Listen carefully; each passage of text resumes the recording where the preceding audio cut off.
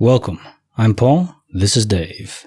You're watching my channel's weekly compendium, ending Monday, September 23rd, 2024. Enjoy. Case notes are file 1840, written by Yikes Flying Bikes. An oyster, £6, and a free ride. I was leaving work and realized I'd forgotten to renew the bus pass on my Oyster card at lunchtime. For context, with a TfL, Transport for London, Oyster card, you can either top up credit in amounts of your choosing or purchase and add travel cards for train travel or bus passes to save money if you commute daily. I have the Oyster card app on my phone, so you can just renew your bus pass on it, but it takes 30 minutes to activate after you purchased it. I didn't want to wait 30 minutes before I could get on a bus home. The app showed the balance was only 75 pence, not enough to cover a bus ride. For further context, bus travel in London costs £1.75 for every bus you get within an hour, and the daily cap is £5.25. As I pondered on what to do, right in front of my eyes, the balance on my phone screen changed to £6 out of nowhere. My two work colleagues who were walking with me saw it too. I couldn't figure out what had happened or how the extra credit had appeared. I hadn't topped up my Oyster card.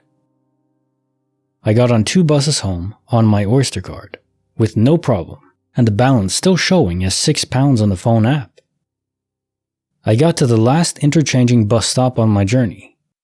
It's a 10-minute walk to my house from there, but if a bus is approaching, I tend to ride it because it's only a 2 minutes ride to my house. Lo and behold, a bus approached. I checked the balance on the app before boarding, still £6. I tapped my Oyster card on the reader on the bus, but that time it didn't work. The driver said, "There's no money on it. Use your bank card to tap in, it's all the same money." Au contraire, I showed him the £6 balance in my app, which the driver also saw and acknowledged. I also pointed out it's not the same money if credit is on the Oyster card, but if I were to use my bank card, I'd be losing extra money and paying outside of my budget. In response, the driver kept telling me to try tapping the Oyster card again, but it still didn't work. A passenger, who must have recognized me from catching this bus before, said, "Just tell him you're only going a couple of stops." The driver let me stay on the bus in the end. As soon as he let me stay on, and I turned to find a seat, the £6 disappeared from the screen on my Oyster app, as though it had never been there. I had traveled home for free, thanks to a non-existent £6 on my phone app, which appeared and disappeared at the exact right moments. I can't find an explanation for this. Glitch in the technology? Perhaps, but what about the perfect timing? Quite possibly a glitch in the matrix. Case file number 1841, written by Lizzie Ann 68. Stone steps, floating feats, and invisible forces. When I was 22 years old, I once stupidly and accidentally walked straight off the top step of a steep stone staircase and did not suffer the expected painful outcome. Instead, I hovered in midair like fricking Willy E. Coyote, just long enough to realize what I'd done. Then, before I could blink or brace myself, an invisible something grabbed me up under my elbows. I was carrying a dishpan full of stuff, which is why I missed the step in the first place, and ever so gently floated me to the ground. I was set upon my feet and came to about 10 feet to the right of the bottom of the stairs. I turned around, dishpan full of dishes undisturbed, and stared open-mouthed at the steps I should have by all rights been lying at the bottom of, bloodied and broken. I have no witnesses to corroborate my story, as I was working by myself at the time. It was summer camp, the week before campers arrived. I was preparing supplies for my own program at an outbuilding setback in the woods, a quarter-mile walk from the main building and mess hall. At the time, I figured I'd been rescued by my guardian angels. It was a Christian summer camp. But now, years later, with more life experience and a bigger worldview, I'm even more puzzled. Did I have a glitch in the Matrix moment? A quantum immortality event? I have no idea. It remains the one moment of my life that can't be explained by any other phenomenon. Case file number 1842, written by Horsefield65. Dreams, Missing Reeds, and Unexpected Darkness. I was reading a copy of Philip K. Dick's Scanner Darkly while commuting on a bus in North London. I was quite tired and drifted off with wild, vivid dreams. When I woke up, I was a few stops out from my stop, but the novel had literally disappeared. I thought that someone had lifted it, but no one was near me, and there was no sign of the book on the floor. I asked the lady a few seats down if she had seen a book on the floor, or if someone had taken it off me, but she said no one had been near me. I'd say that my tired mind or the heavy themes of the novel were in my head, which added to my paranoid thinking. So either she had lifted it, I had dropped it and it went to the front of the bus and down the stairs. No sign of it downstairs either. Or finally, the copy of the book was a figment of my imagination. I've had a second incident while visiting Velis, where the novel started to synchronize with my surroundings. As I was reading the novel, a section regarding a flight, the novel was following exactly what was happening around me. I can't remember the text exactly, except that it was describing the sights and sounds around me, then ended with a line where everything went black and dark. At that exact point, the cabin lights went out, and I was spooked. Again, this could be explained by the fact that all flights generally follow a similar pre-flight process, but the sounds and images in the novel were all perfectly timed. However, it still gave me a chill. I feel like his more serious works do really play with your interpretation of the reality around you. I've never had any other issue or strange experience. Would you like my weekly and monthly compilations completely ad-free? If so, check out the link in the description to my Patreon, where for $3 a month, you can get them all completely ad-free. Case file number 1843, written by Hamburger Trash. Grief, Music, and Jimmy Buffett. My dad died on New Year's Eve 2018-2019. I decided to set up his old stereo system in my apartment to honor him and help me grieve. He liked hi-fi systems. I just wanted to set up one of his receivers and a 5-disc CD changer that we used to have at our cabin. Important to note, we sold the cabin a few months before his death and emptied all media devices deliberately. We stored CDs, DVDs, and VHS tapes at my mom's house. One CD, Songs You Know by Heart by Jimmy Buffett, was deliberately earmarked as one of the CDs that I was going to eventually bring home for myself. I double-checked to make sure every disc was removed from the disc changer before boxing it up. My wife was standing there with me when I did it and can corroborate this. New Year's Eve morning, I got the call to come down to the nursing home because my dad had died. My wife and I got on the road, and while driving there, I explained my plan to get the stereo system set up in our apartment. My dad also loved country music, Merle, Willie, Alan Jackson, etc., and of course Jimmy Buffett. I very directly and clearly said to my wife, under a wave of emotion and wailing and crying, "You know the first thing I'm gonna play? Jimmy Buffett." And I started crying again. The whole time, I had imagined the song being Cheeseburger in Paradise because it reminds me of him. It's fun and lighthearted, just like he was. After we left the nursing home, my wife and I went to my mom's, and I decided to dive into the large collection of junk in the basement and grab some speakers, the receiver, and the CD changer. As we're driving home, I say to my wife, "Well, I forgot to grab any CDs, so I'm not sure how I'll even test the system out when I get it set up." I didn't have anything to play on the system whatsoever.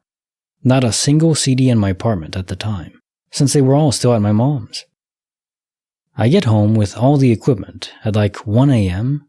and start putting it together and into place in the living room. I figured that I'll just set it up and get a CD the next day, but I wanted to have the system set up at least. I plug in the CD changer, turn it on, open the tray, see that there are no discs inside, as expected.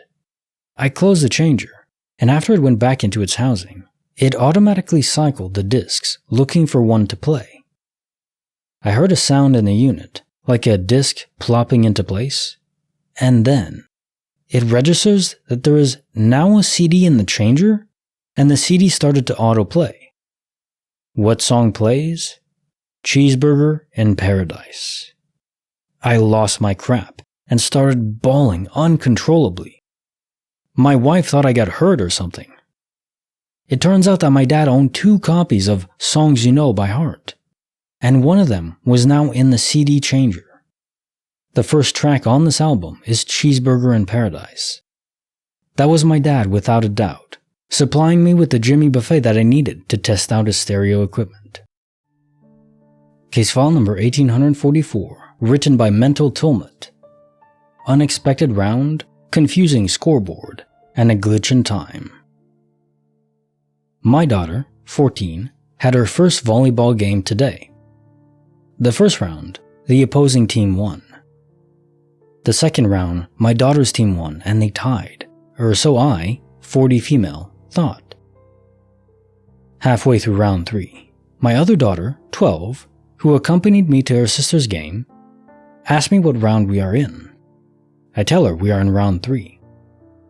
She looks at the scoreboard and tells me that the board says round 2. What the hell? It does say round 2. The fact she even asked me when she knew what the board meant is baffling to me. Like she experienced something weird too, but she denies it. She says, "It ain't that deep, Mom," which is what she usually says when she avoids talking about something uncomfortable for her. Anyway, I distinctly remember round 2 happening. It was memorable because it meant we were tied. Another thing is the way the scoreboard works. The board operator has to manually turn back the numbers on the control board to reset the score for a new round. So on the board on the wall, you will see the numbers turn back down 25, 24, etc. back to 0. I remember watching that happen. I remember everyone cheering and the girls congregating around their coaches, waiting for the third round for the tiebreaker. But it couldn't have happened. We were in round 2. We did win the second round both times that I experienced it. I either saw the future, experienced a glitch in the matrix, or I'm as crazy as my 14-year-old suggested. Case file number 1845, written by Lauber 6, A Quest of Graves, Frustrations, and Historical Mysteries. I'd been trying to add pics of my ancestors' graves to my family tree. But many of the old headstones from those days are so worn that it's nearly impossible to get a pic unless the light is just right. I ended up coming back to the same cemeteries a lot and got very comfortable working in them, carefully cleaning and caring for the many neglected graves. One late afternoon when the sun was peeking out between the clouds, I could finally see enough of my ancestor's grave to get a decent picture. Also, for the first time ever, I could see some identifying info on the grave to his right. So I made a mental note to get that pic too, so that person wouldn't be lost to history. The clouds were messing with my lighting, so it took a while to get the pic I came for. During this process, I suddenly got irritated, turned to the grave on his right, and barked out loud. I said I'd be right there. Of course they skipped you. Nobody's been able to read your grave for decades. It was a few seconds before I realized what I did, and after checking to see if anyone else could have heard that, I took the pics I wanted and quickly left, and I went straight to the Historical Society and got the rest of that guy's info using the burial log. I started to add him on Find a Grave, but he and generations of his family were already there. However, instead of a picture of his 1866 grave, some lazy potato substituted a very modern half-buried, and therefore nameless, grave from a nearby town. So I added the correct grave pic and a snapshot of the burial log to his site. In my head, I know it was my guilty subconscious, getting irritated with the length of time it took to get the pic, because it was probably this guy's only chance to ever be documented. That being said, I haven't ever gone back to that cemetery, and I don't want to. Case file number 1846, written by Midi Says. A moment of choices, chills, and forgotten floors.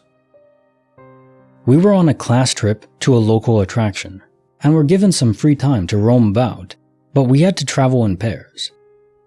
My friend and I finished exploring the attraction with time to spare. She mentioned that she was a little hungry, so she suggested we head to the underground train station, just a short walk from where we were, where there were those little convenience stores to grab a snack. When heading towards the main entrance, where there were escalators to bring us down, we chanced upon a small entrance with just stairs and were just like, yeah, let's just take the stairs, why not? We were still chatting and laughing at this point, until we realized that we'd been going down at least 6 flights of stairs so far. That would mean 3 levels down, and we're still not at the station. We started feeling a little panicky, but continued anyway. Maybe they were just smaller flights of stairs, meaning we needed more flights per level? Or maybe the train station is really deep, I don't know. Another 4 flights later, my friend was freaking out and refused to continue. I told her I'd go down 1 more and check out if we reached something. If not, we should just go back up. I did that 1 flight of stairs and looked over the corner, but it was just more stairs. So I went back up and told her, and the next thing you know, we're sprinting back up the stairs. But this time, I swear, we only ran up 2 flights and were back on ground level where we came from. I can't explain at all what happened. We still talk about this incident now and then. We've even talked about how on different occasions we've seen people using that small side entrance, but I just really have no idea what happened. Case file number 1847, written by What's Up, Sassy Squatch? Woods, Whispers, and Unwanted Memories. In the Shenandoah National Park, my husband and I stayed at the Corbin cabin. Getting to the place required a 3-mile hike down a remote, steep, and winding trail interrupted by the occasional stream or two, which concluded with the 100-year-old rustic cabin. Husband and I unpacked, settled in, and sat back to relax and enjoy the quiet.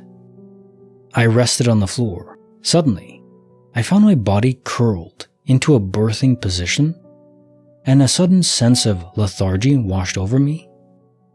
I began to sweat and slip in and out of consciousness. Whenever I tried to move, it was like there was an invisible weight holding me down by my head, hands, and feet. Wordless whispers raced through my mind. What appeared to be black smoke seeped through the gaps in the wooden planks. Suddenly, relief. Terrified, I jumped right up and into my worried husband's arms. That evening, it began to snow, and we saw a blonde, long-haired woman walking barefoot through the woods. The next day, we returned home and discovered that the man who built the cabin was evicted by the National Park Service, had a wife who died inside the cabin of childbirth. Obviously, we didn't know this going in, but the coincidence and my momentary lapse in free will unsettles me to this day. Case file number 1848, written by Dark Edemi 4. The Diet, Sweet Treats, and Clone Biscuits. A month I did some grocery shopping with my sister and my father. We were on a diet, but on Sunday we could eat anything sweet. And I chose a biscuit type that is expensive here. The little packs are like €3, and the normal pack size is €6. The only time we bought it was when I was 7, and I'm now 24, so we never had it in our home before. We returned home, and I was putting the things in their places. I found my pack of biscuits and I put it away. Then I reached for the grocery bag and I found it again. I double-checked because sometimes I do things spacing out, thinking about other things, so I thought that maybe I put away something that looked like it, but not that I had 2 packs of biscuits. They had the same expiration date, and even a little black spot on it, I don't know from what. They were the same, like they were cloned. I was shocked for a second, but then I remembered that even my sister took a snack. So maybe she took the same as mine. But I asked her, and she told me that she bought muffins instead. So I ran to check the receipt, and it wasn't there. So I started looking if the cashiers didn't count it or I don't know, and we summed up all the prices in the receipts, and it gave the same number that my father had in his bank account. My dad paid with his card. So we didn't buy anything more. It's not a promotion like buy one get two. The people here are too greedy to do that. Especially because I would have remembered and actually bought two. Even if one was free, they always put it on the receipt. The last thing we had to control is the grocery store app, because when we do the grocery, they give us points, and after a total of points, they give us something for free. But I remember that day there were eggs for free. Because when the cashier checked all the food out, she told us, "You have the eggs for free if you want them." And my father ran to get them. In this economy, everything free is accepted. So when we checked it, it was actually the eggs. It wasn't even the weirdest thing, because when I opened one, I found that there was a weird-shaped biscuit, and I laughed at it, then I ate it. When I finished the pack, guys, it was a small pack, and I always shared them with my little brother, my father, and sister. She shared with me the muffins, don't worry. So this is why they're gone in less than a week, okay? When I opened the other pack, I found the same shaped biscuit. I was like, are you kidding? I just thought it was a coincidence, honestly. I told this story to a friend and she didn't believe me and thought I was crazy. But my father and my sister were there and they were as confused as me. And no, it wouldn't have been a mistake. Because if you see 2 packs of biscuits, the cashier would have seen it, and we would have too. But honestly, I don't care because double treat for me. Hell yeah. Case file number 1849, written by Fried Arfin. Snowstorms, Oldsmobiles, and mysterious mechanics. I grew up in a small town in Wyoming.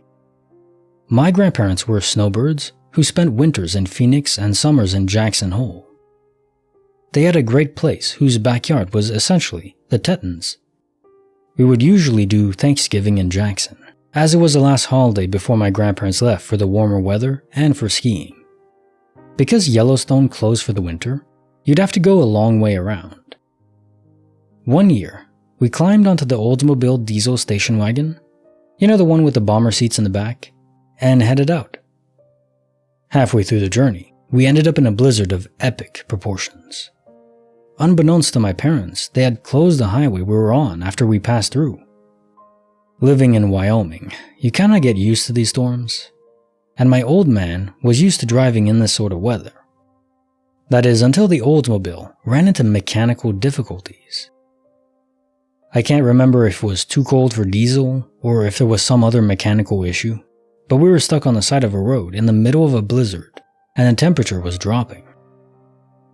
This was before cell phones, and we were probably the last car to even consider driving on to Jackson, so even my parents were pretty sure it was going to be a rough night. Even though my dad grew up on a farm, he was a dentist and not very mechanically inclined. He probably had no idea what to do. However, they kept my sister and I entertained and bundled up while they were stressing about how we were going to survive the night. Out of nowhere, this big semi emerges from the whiteout and pulls over behind us. I still remember the headlights popping up behind us and the immense relief my parents felt. My dad gets out and talks to the driver and finds out that he is a diesel mechanic. They popped the hood and the guy began messing around in the engine.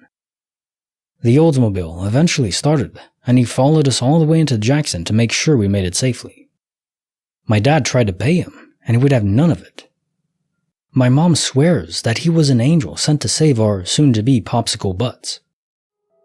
Case file number 1850, written by Only for Luna. A sister, déjà vu, and conversation. I was out for dinner with my family. Me and my siblings were waiting for my mom outside the diner after our meal. I saw my sister look straight at me and say, "Why don't you help her tie it?" In response, I turned to my mom, who was walking towards us, and said, "Mom, your shoelace." I had already noted that her shoelace was fine, and I had said it in a joking manner. But then I heard my sister say, "Why don't you help her tie it?" Again, which confused me because she had just said that like 3 seconds prior. I told my sister that the reason why I had joked that my mom's shoelace was untied was because she had just said that particular line 3 seconds ago. She insisted that she never said anything earlier and wasn't even looking at me before my mom walked out of the diner. Siblings also said that nobody was saying anything at that time. I've been scouring the web for answers because this incident has been gnawing at my mind forever. This isn't déjà vu because my actions were in response to what was said rather than a feeling that I've experienced that situation before.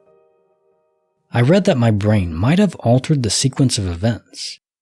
But I'm ruling that out too because I wouldn't have even mentioned my mom's shoelace had I not heard my sister say that. Case file number 1851, written by Singing Brunette. The story of roads, rehearsals, and time gone awry. I do professional acting and singing in my spare time. I was hired to be in a show and rehearsals started at 6:30 p.m. at that night. It was not daylight savings or anything around there that would change the time, or make it so I had clocks set wrong in my house. I would set alarms for when to leave my house at 5:30, 5:40, and it would take me 20 minutes to get to the rehearsal space by car. I like being early, so I can fill my water bottle, go over my script and singing, practice any dancing I need to. I left at 5:30, and I distinctly remember looking at my phone and car clock, seeing the time, and thinking I had all the time in the world to get to the rehearsal space. Maybe even get a coffee on the way. I started warming up my singing on the drive over, as I always do, so that I would be ready to sing for a rehearsal. I use my recorded voice lessons to warm up with, as it helps me target and iron out specific problem areas in my current vocal technique. I started driving and was about 10 minutes into my warm-up. I know it was only 10 minutes because I sang along with the pre-recorded material, and it shows the time progression. And about 10-15 from the theater, I happened to glance at my car dash clock again, and it says 6:40. I panic and check my phone while driving, I know, and my phone confirms it's 6:40. I panic more because I'm now 10 minutes late to rehearsal. Anyone who's done theater knows that punctuality, or the lack thereof, can make or break a theater reputation, and this was quite a prestigious theater. I also panicked because in the 10 minutes I'd been driving, I had somehow skipped forward in time. I texted my stage manager, apologized, and made up that I had been pulled over by a cop on the way and would be there shortly. They were all good with it, and it ended up being a non-issue. But I still, to this day, cannot figure out how I left my house at 5:30, drove for 10 minutes, and went only 10 minutes worth of physical distance with no issues or delays through standard city roads, but jumped an hour and 10 minutes forward into time. Twilight Zone crap right there. Case file number 1852, written by Sonic Boom 1. A night of fear, primal dread, and an immediate peace. About a year and a half ago, I was up late at night in a Discord call with my girlfriend, where I decided to just pull an all-nighter and sleep after class that day was done. I had gotten up pretty late the day before, so I wasn't dying or anything, and was feeling alright. We were just messing around and talking about random stuff. I had about 20 or so minutes until I had to leave, and I just randomly decided to look out my open doorway. For context, I live in a room downstairs, literal basement dweller, that has no door and a half wall. So it makes like a kind of countertop, but a curtain covers it now. So I'm downstairs in the dark and looking out onto the semi-dark main basement floor. I began to just get this sense of unimaginable fear and dread, like nothing I've, thankfully, ever before or since felt. Just this raw, primal fear washed over me. I was afraid to get out of my bed, and just had one thought over and over. which was, "Something is here, and it wants to hurt me." Eventually, I got the courage to get up. I checked every single roll in the house while holding a knife just in case. Nothing was there. The entire time I was in a panic still, even when I got into my car and was about to leave. And then I got out and drove maybe 10 seconds away from my house, and the fear just suddenly vanished, like I physically felt the panic wash away from me. I took the hour-long drive to class just thinking about it, and had no similar problems when I came home and returned to my still empty house or anything. To this day, I'm just assuming I was tired, but I've never felt that pure, primal sense of dread again. And I still don't know exactly what caused it in that exact moment. And frankly, I'm not quite sure I even want to. Case file number 1853, written by Confuse Bubble Trap, Strange Smells, Translucent Cats, and a Gruesome Discovery. This happened back in 2009-2010. I was living in Georgia in a low-income apartment complex with my parents, siblings, aunt, and her daughter, my cousin. To describe the apartment complex, it had several units on the property. Behind was a black-wired fence. Each unit held 4 apartments, and all of the grass area with trees, sprinkled throughout, were of public domain where lots of children played outside. Each apartment unit in the back had a glass door which was mostly hidden by a large dark brown wooden fence in the patio or balcony area whose foundation was concrete. It was an ugly complex, but hey, it was home. We lived on the first floor. For some reason, this particular summer was hot and extra humid and muggy, and what made it worse was that we were not allowed to run up the electricity by putting on centralized AC nor heating, so we had to settle on fans in the window. However, out of nowhere one week, we noticed a weird smell and tons of flies. There were so many that they filled up the fly catchers. We made sure to take out any trash and no food was unattended, and they still came through. We made barriers on any open parts of the window while leaving the fan running, and that seemed to help out. One night, my aunt wanted to have an 80s scary movie marathon. Now this was a fatback TV that sat on a hard bin. The VCR sat on the floor and everything leaned back against the white bare wall. We closed the door to make it dark and ate our snacks. As we were watching the movie, an almost translucent white cat with large gray patches walks out of nowhere in front of the TV and then disappears. I mean, it was opaque enough to have the TV's rays reflect off of it, but it was translucent. Me and my aunt jumped and she pushed me to go investigate where the cat went. I was so scared because there was no way that it came from the closed door. We do not have cats, and finally, I cautiously tore up the room and there was nothing there. The next day, me and my siblings decided to play outside. After being bored with watching Lion King on VHS for the 100th time, and as we're playing in the back of our home in the grassy area, my brother kicked the ball down the hill. It rolled behind a tree in the corner and hit the gate. When I approached the tree, there was that familiar odor, but even stronger. But behind the tree was a carcass with maggots and flies squirting on a white cat with gray patches. I grabbed the ball and ran. I think that cat went through our house in a different dimension. Case file number 1854, written by Elfin Green, a scene of lost tickets, magical moments, and reunions. I went to a festival once in Connecticut with some friends. My friend was supposed to get us tickets, but he got scammed, so we arrived with no money or tickets for the event. As soon as I parked the car, I randomly found a car tag for the car, which would allow us to park for the entire weekend on the ground.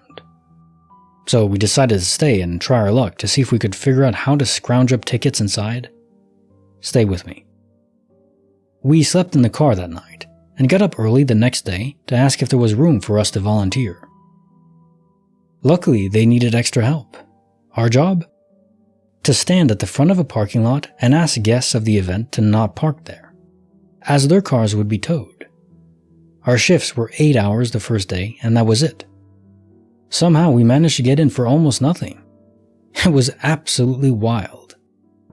The entire trip was like this. While working, I said out loud to my friend, "I'm thirsty." Not even 2 minutes later, a vendor comes by and offers us shaved ice. I said out loud, "I really want chocolate." 1 minute later, a girl walks by with an unopened chocolate muffin, trying to give it away because she didn't want it. My friend and I lost our friends in the crowd, and I picked up a stick and jokingly said, "The stick will show us the way to go," and started waving it around. And it randomly pointed to the exact place our friends were standing in the crowd. Seriously blew my mind, but that's not the weirdest part. I met these two guys at the fest, and we hung out for the entire day. We walked around, went to shows, talked about life, and generally had fun. At the end of the day, we went our separate ways. We didn't get each other's numbers. They said they were from California. 4 years later, I'm in Nashville, Tennessee, walking into a house party. I walked through the hallway, and this guy and I look at each other and was like, "You look familiar." He said the same thing. We both kept walking. But then I realized he was the guy from the festival. Somehow, at this random small house party, there he was. A friend I didn't think I'd ever see again. Hands down, one of the weirdest things to happen to me. Caissons file 1840. An oyster, 6 pounds, and a free ride. There are technological glitches that happen all the time, and glitches in the colloquial sense, not in the matrix simulation sense. Now, is this what happened here? I don't think so, and it's purely for the reason you give. The timing of it doesn't make any sense.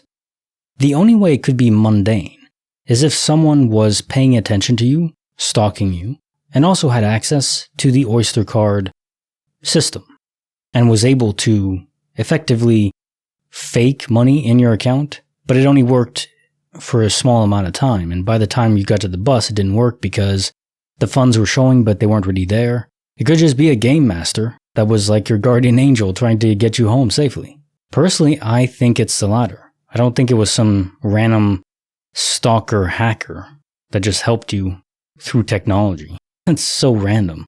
It is funny to consider that a game master overseer of the simulation is more likely, but I think it is. Also, the one thing I miss from Montreal is just riding the metro system and the bus.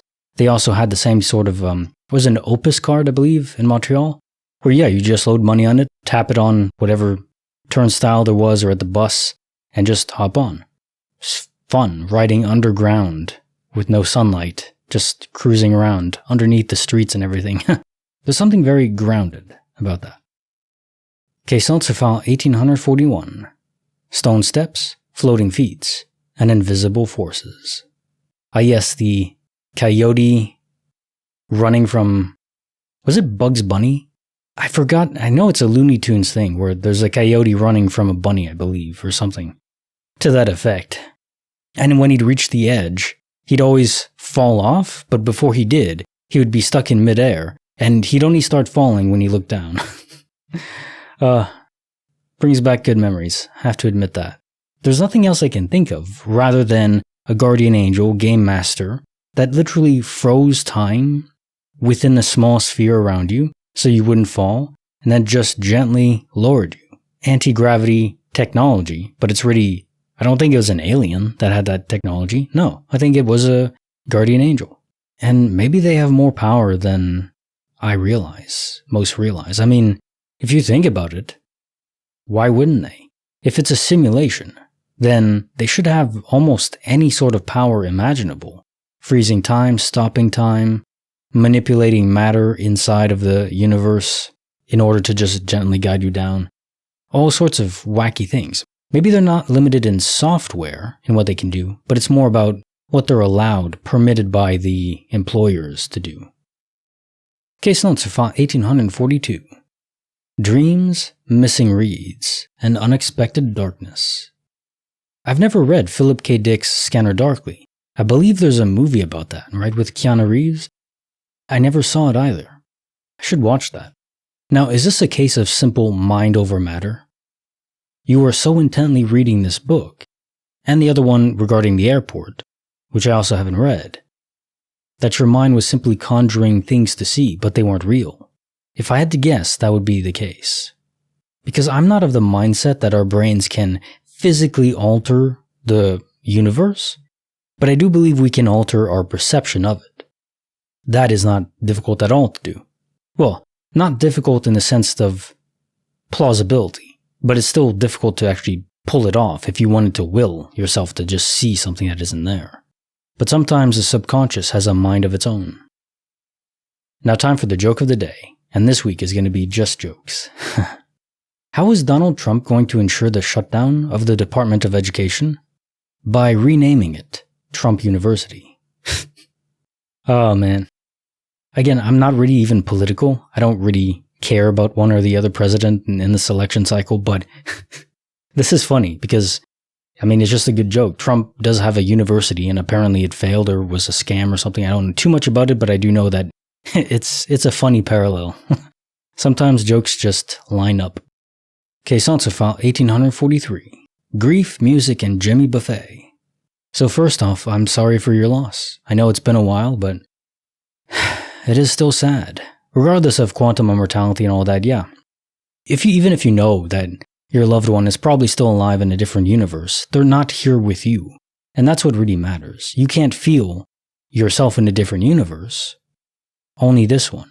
So if you lose someone, it is nice, a silver lining to know they're still around somewhere, but you can't be with them, interact with them, have the same laughs over dinner, and so on and so forth. It's still a part that's missing. It never gets easy. I'm still missing my grandmother. My granddad too, but my grandmother passed away more recently, and it's just, she might still be alive in a different universe, but that only helps so much. Now, if this was a duplicate CD, a duplication by the universe, or by your dad leaving you a message, or if he just did have two, and somehow infiltrated the second one into the system, where it didn't make any sense, one way or another, I do believe, yes, it was a fragment of your father's soul, just leaving you a message, in a very pleasant tone. What better way to do it? Okay, Census File 1844. Unexpected round, confusing scoreboard, and a glitch in time. I think this was a subconscious jump ahead. I need a good word for it, but it's where the subconscious is living a few moments into the future, a few minutes I guess, in this case, and relaying that information to your conscious mind.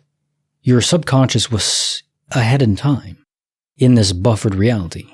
And I think our minds probably do this all the time, without us realizing it. They're just not relaying that information back.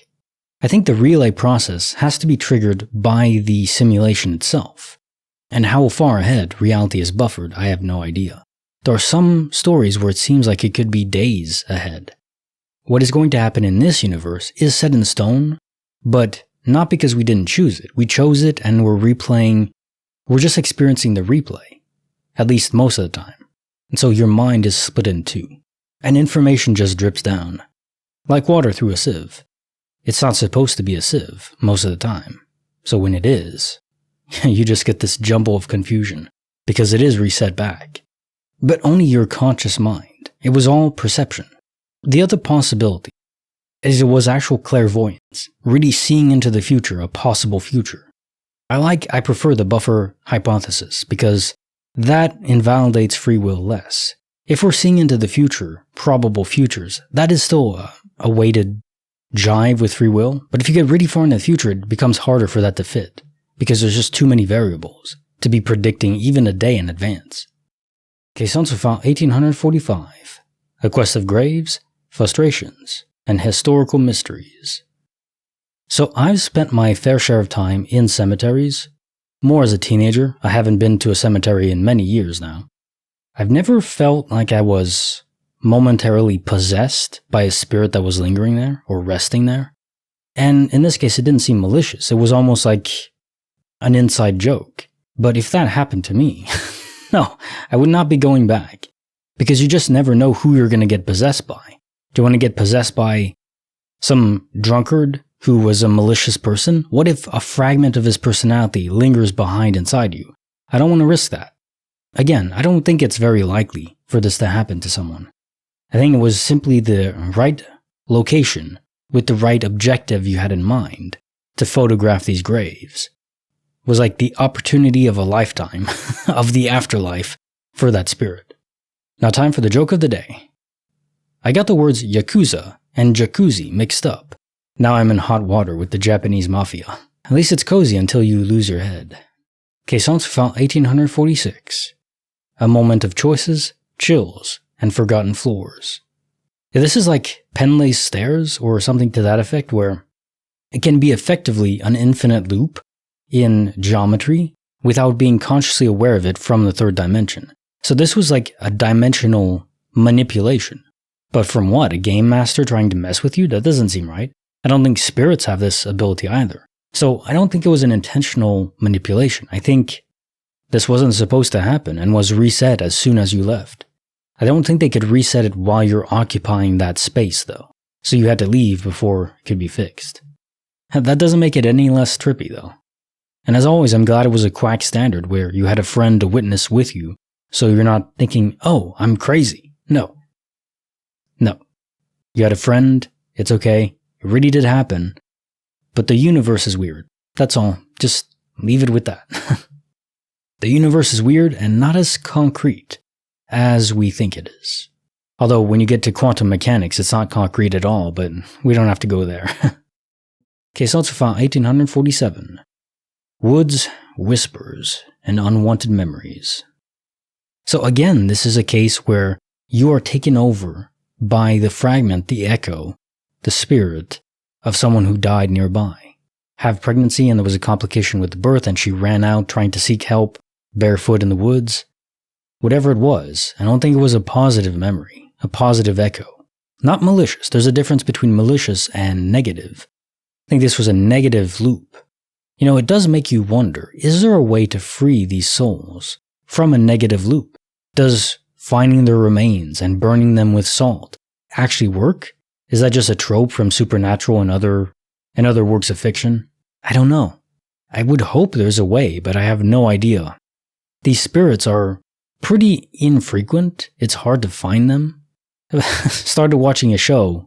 There's a character. I only saw the first episode. There's a character that is very skeptical, kind of like me in a certain sense, of trying to explain how these things could work, the supernatural. He was calling it preternatural. So it's the idea that even the supernatural can be explained through science. We just don't understand it yet. And I think that is more or less true. But if you don't understand something, there's still an element of fear in that. That's just natural, human nature. You can't avoid that. So I think most people are just afraid to delve really deep into this. And I don't blame them.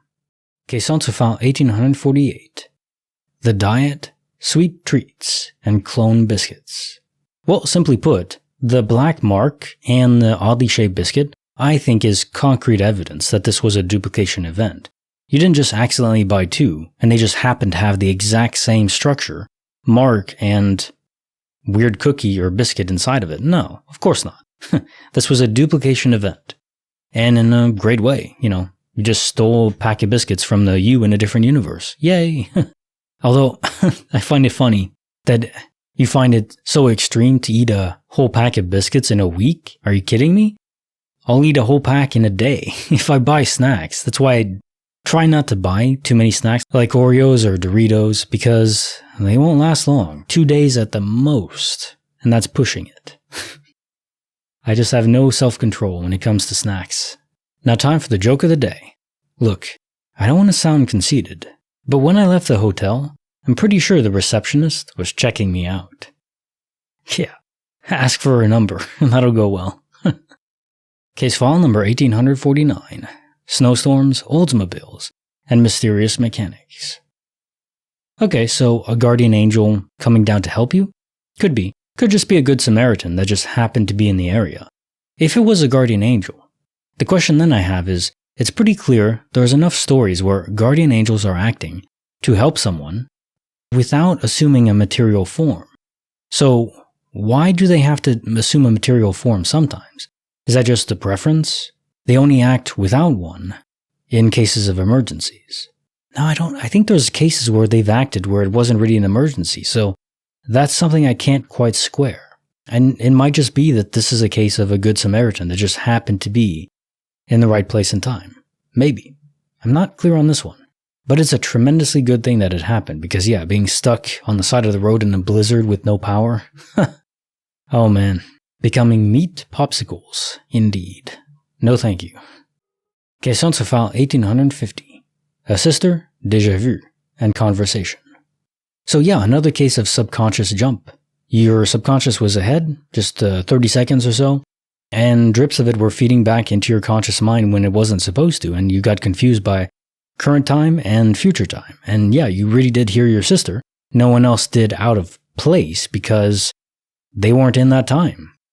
Only your conscious mind was. Question to file 1851. The story of roads, rehearsals, and time gone awry. This is a more unusual type of space-time portal. Most of the time, ironically, a space-time portal shoots you ahead in space, not time. But sometimes, the loop is simply a feedback of time, so you rushed ahead in time but in the same spot. Curious thing about that though, you would think that if you didn't move in space, but only in time, you would have noticed the jump. If you're looking at the road, and you skip ahead 1 hour, all the cars around you would be different. Maybe it's done in some way where it's seamless. It's like a fade in editing where if you do it over a long enough period of time, maybe it's not an instant jump in time. Maybe there's a fading over a minute or something. So you don't notice things changing because it's not instantaneous. That's the only way I could think that it could fit. Because otherwise you'd notice, right? I would think you would. But it is clear that these kinds of space-time portals, where it's only the time parameter that changes, much less common. I don't know why. Is it, again, the government experimenting, aliens experimenting, the server, game masters experimenting? Well, one or the other. I think it is an experiment, and sometimes the time parameter is just either harder to implement or just less valuable. But I would guess that it's just as valuable, skipping ahead in time. I don't know. Now time for the joke of the day. If you were born in September, then your parents started off the new year with a bang. A very special kind of bang. Question to file 1852. A night of fear, primal dread, and an immediate peace. Well, I want to say that this is some sort of spirit in your vicinity, or a shadow person, not one that manifested clearly, but just enough for your subconscious to pick up on it. And remember, our emotions aren't exactly governed by logic. I mean, there can be logic to them, but sometimes, if your subconscious is detecting something that shouldn't be in an area where it apparently is, the trigger of fear will just go off. It is more evolutionarily advantageous to be paranoid than not. The person who fears what's in the bush, the little shake of the bush, is going to live more often than the person who is just curious about it and not afraid at all. Fear is very advantageous.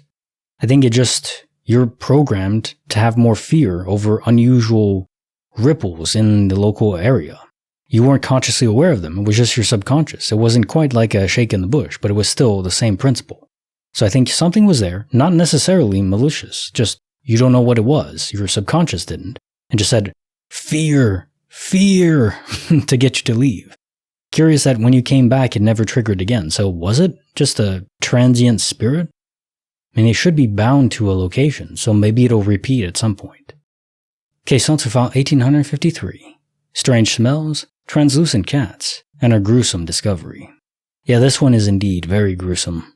The echo of the cat that died and their corpse was just nearby, gathering maggots and flies. That is just sad. There's no other word for it.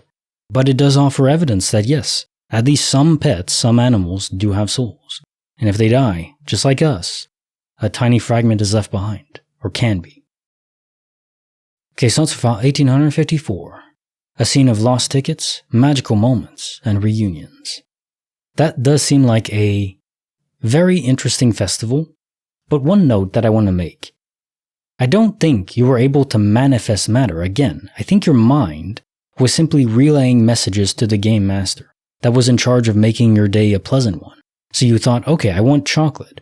and a girl comes by and doesn't want a chocolate muffin, first off, that's impossible.